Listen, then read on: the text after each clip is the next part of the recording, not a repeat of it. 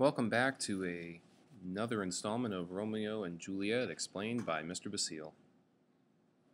Right now we're going to look at a very short section, so let's get right to it.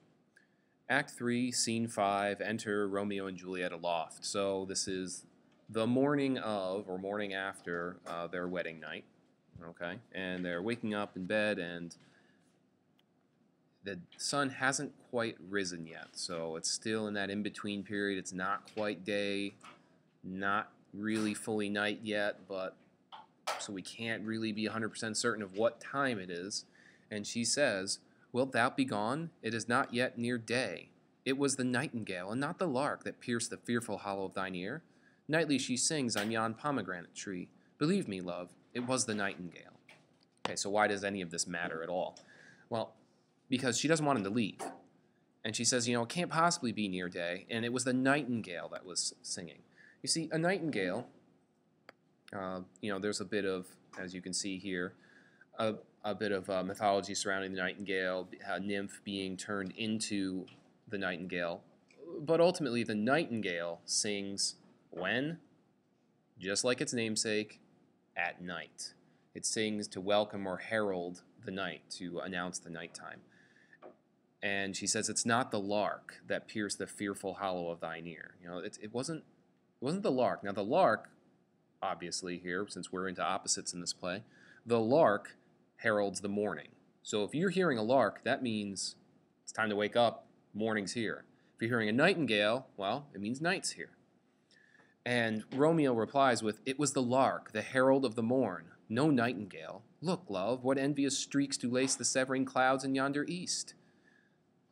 Now he says, notice he refers to them as envious streaks, because daylight, once again, as he's describing it, is envious of the night, because daylight is jealous of the love that they have. And it goes on to say, "Night's candles are burnt out, and jocund day stands tiptoe on the misty mountain tops. I must be gone and live, or stay and die." Now, when he says night's candles are burnt out and jocund day stands tiptoe on the misty mountaintops. Now, jocund means happy, or, this is a Shakespeare word if there ever was one. You're not going to see jocund in pretty much anywhere else except in Shakespeare and people who refer to Shakespeare, or perhaps a Shakespeare nut or two.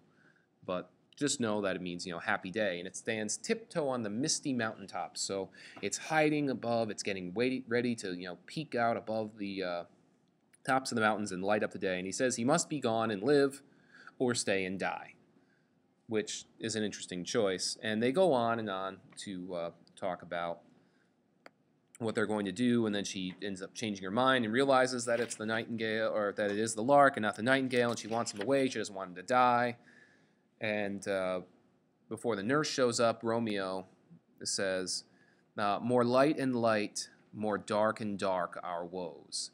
And that really encapsulates this whole concept of the brighter and more light it is outside, the more likely we are to experience the horrible woes and problems that Romeo and Juliet have really come accustomed to at this point, and it's just disaster after disaster.